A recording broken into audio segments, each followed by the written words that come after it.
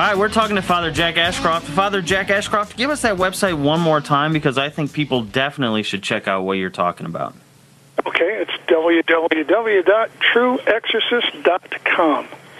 You'll find lots of articles there and other things, everything from culture and politics to cults, the occult, theology, you name it.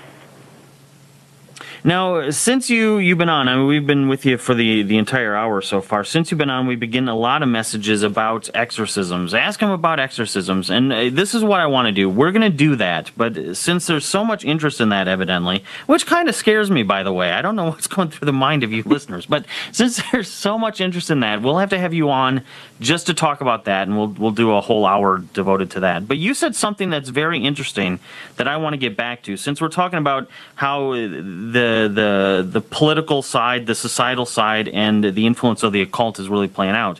You said about the Pope in the last segment, the so-called Pope. That kind of struck me as interesting, since you are Father Jack Ashcroft. Do you not agree that this is the Pope? No, I do not. He is what we would call an anti-Pope. As a response to the Second Vatican Council and the modernism that issued forth from that, the false teachings, the false practices, there was a response by certain members of the clergy, including a Cardinal Ottaviani, to the changes that the Second Vatican Council was implementing, demonstrating how they undermined the faith, they undermined the foundation of the gospel of Christ, and they literally created a new religion. And by way of demonstrating that, it's interesting to note that the new Mass that is celebrated in most of what are called Catholic churches today is called the Novus Ordo Missae, the New Order Mass. Kind of interesting, that little bit of connection. Yes, it is actually called the Novus Ordo Missae. So, a growing number of clergy responded by saying, we do not accept these changes, we are not going in this direction, and as a matter of fact, the Pope who is agreeing to this has become a manifest heretic, and we cannot agree that he is the Pope any longer. And thus was born a movement called Sede Vacantism. Sede meaning the seat, vacante meaning vacant. In other words, the seat of the Bishop of Rome is empty.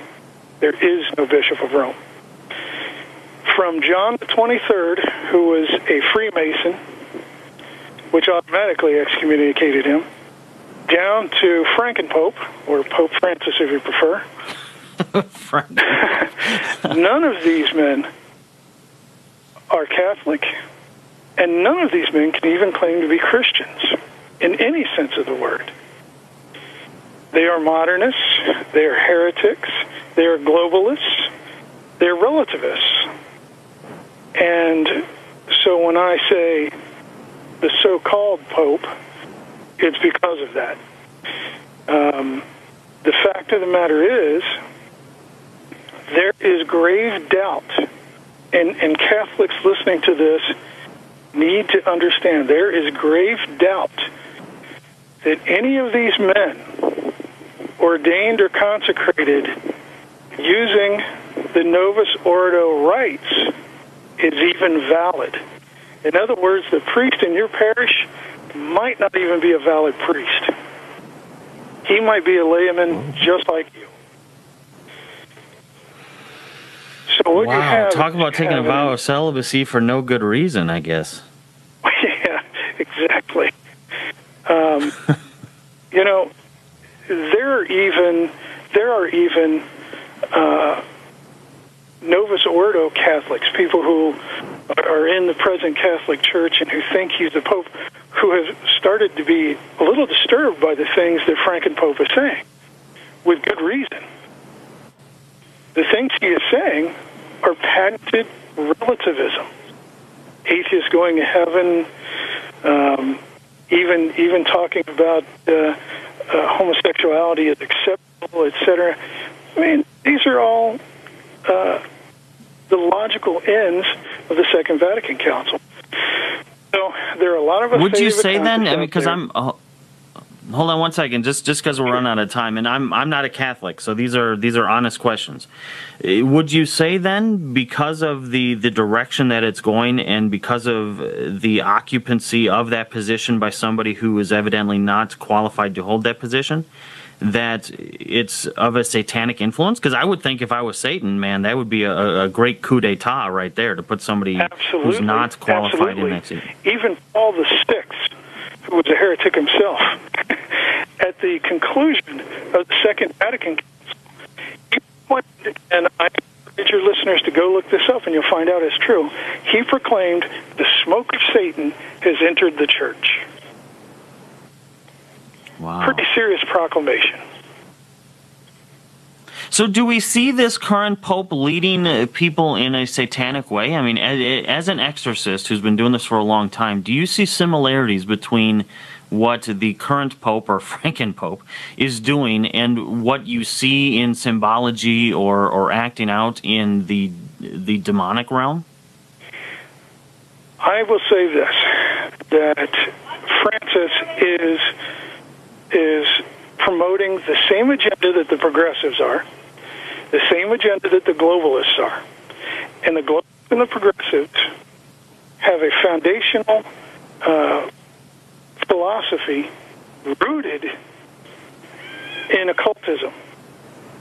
Therefore, I would say anyone who remains in the Novus Ordo Church, who continues to follow the hierarchy of the Novus Ordo, their souls are in danger because they are following the program of Satan at this point. Absolutely. So you referenced that some of at the local parish, so some of our listeners, their local priest might not be a priest. Is the Pope qualified to be a priest? I don't know his history. So does he qualify, or is he not really? He was ordained in the Novus Ordo rites. So the chances are he is not even a valid priest, which means he cannot be a bishop, which means he cannot be the Pope. Wow. Beyond that, even if he were validly ordained, let's give him the benefit of the doubt. Even if he were validly ordained, by virtue of his teachings and their extreme departure from traditional Christian doctrine and morals and ethics, he is no longer a Christian. He's become a false teacher. He's a heretic. And again, the Catholic faithful it would behoove them not to follow him and not to recognize him. So what do you make of, then, his rapid popularity growth? I mean, he's kind of like the I don't want to say second coming because of the obvious overtone there, but he's rallying Catholics. Well, yeah, look at the Catholics he's rallying, though, and look at the people who are lauding him. It's the progressive media who loves him. It's the gay lobby who loves him. You're not looking at